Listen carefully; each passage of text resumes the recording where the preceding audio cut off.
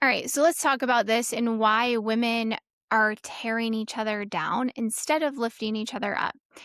The truth is, these women don't really hate you, they just hate what you represent. When they see you living boldly, courageously, and shining bright, that brings all their insecurities to the surface. You're essentially a mirror to them, and you represent everything that they lack. So, this is why women will tear each other down. And it doesn't stop until somebody heals and decides to become self aware and really ask themselves, why am I doing this? Because truthfully, many of these women, I don't even think they know that they're doing it. And when you start to become self aware and you start to use more of your voice, you start to be seen more. This can be an uncomfortable transition and identity shift, if you will, because many of you are probably uh, your default mode is probably more of a people pleaser. That's how you survived growing up. You just went with the flow. You kind of let things go. You let people walk on you. You tolerated a lot in order to fit in because we want to fit in as humans.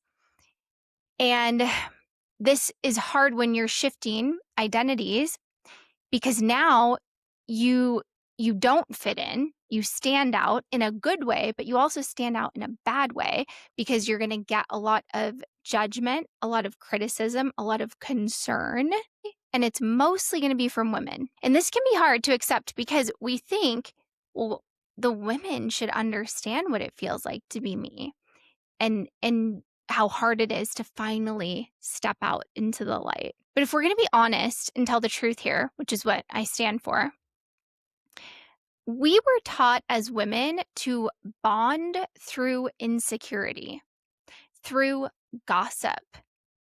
That's what we learned.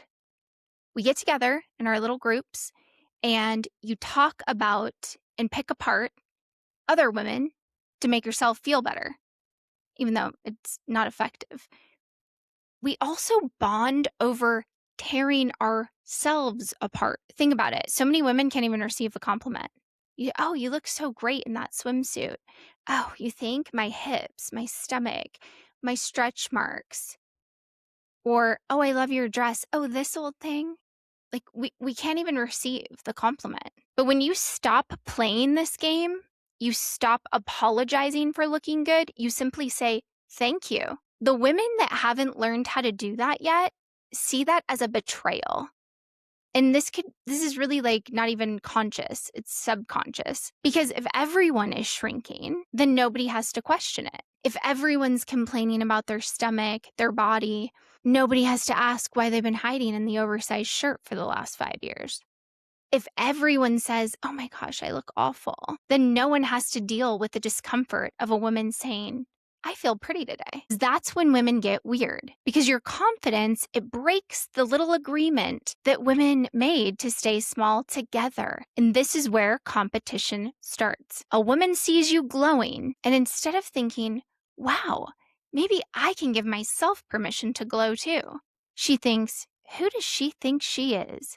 But a secure woman does not look at another woman that's feeling good about herself and immediately need to humble her. A secure woman can say, you look amazing, and mean it. She can see another woman's beauty without treating it like a personal loss. But an insecure woman will measure everything, your body against hers, your outfit against hers, your confidence against what she's not allowing herself to feel yet. And instead of dealing with that privately and feeling her feelings and becoming self-aware, she's going to knock you publicly. And that's what the passive aggressive comment is. It's not honesty. It's not concern. It's not just an opinion.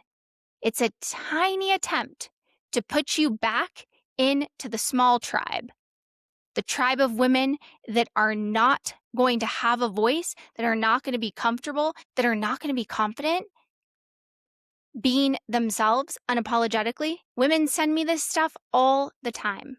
They tell me things like, I posted one picture and a friend messaged me that I'm attention seeking. I wore a nice dress and someone asked me, "Who are you trying to impress?" I started to show up online and none of my friends liked any of my posts, but they watch every single story. And this is the sad part, is women, they start to come out of their shell, they start to be seen, and then one little comment, one little judgment sends them right back into hiding. But she was finally feeling good, feeling expressed, finding her voice, looking good in her clothes, feeling good about her body, taking pictures of herself again. Then one woman said one nasty thing, and now she's questioning everything. Was the outfit too much?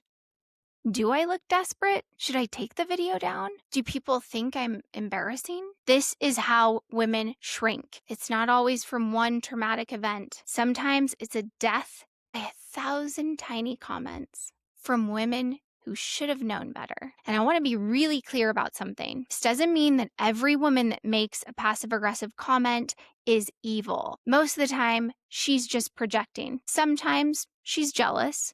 And sometimes she was just raised around women that tear each other apart and she thinks it's normal. But understanding where it comes from doesn't mean that you have to absorb it. You can have compassion and still not let another woman make you smaller. Because when you're on the receiving end of this, it's not your responsibility to convince her that you're allowed to exist, to prove that your outfit was appropriate, to defend why you posted the video. The strongest thing you can do is to stop accepting the frame. If she says, "Wow, you're really fishing for compliments," you can respond with, "That was a weird thing to say out loud." If she says, "Who are you trying to impress?" you can respond with, "I actually got dressed for myself." If she says, "I'm just concerned," you can say, concern usually sounds kinder than that. You don't have to attack her. You don't have to spiral. You don't have to become the mean girl to prove you're not weak. You just have to stop pretending the dig was harmless, because that's where a lot of women lose themselves.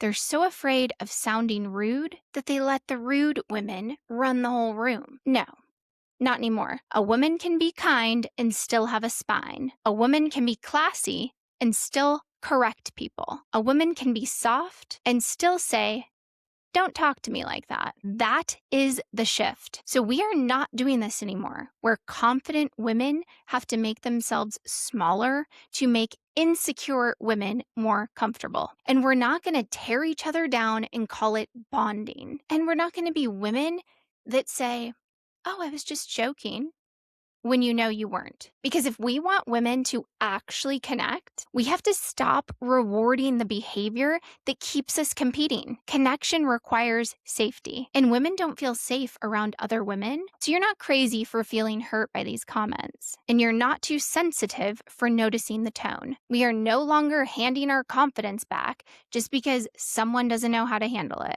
Let them call you too much and let them misunderstand you. The goal is to become the kind of woman who can walk into any room, who can post the video, who can wear the outfit, speak clearly, take up space, and still stay connected to women that are healthy enough to celebrate that. And those women do exist. And those are the women I'm interested in building with. The women like you. I want you to remember something. The goal is not to become a mean girl. The goal is simply to stop abandoning yourself. This is all about staying kind, staying classy, and never handing your power back again.